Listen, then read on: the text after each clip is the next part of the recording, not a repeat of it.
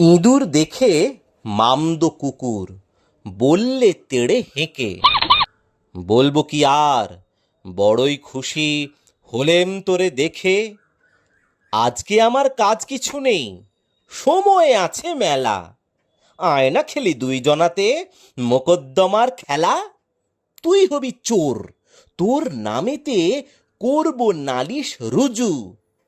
জজকে হবে, বললে ইঁদুর বিষম ভয়ে জুজু।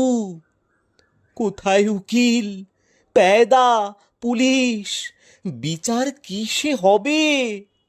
মামদো বলে, তাও জানিস নে, শোন বলে দি তবে, আমি হব উকিল হাকিম, আমি হব জুরি। কান ধরে তোর বলবো, বেটা ফের করেছিস চুরি।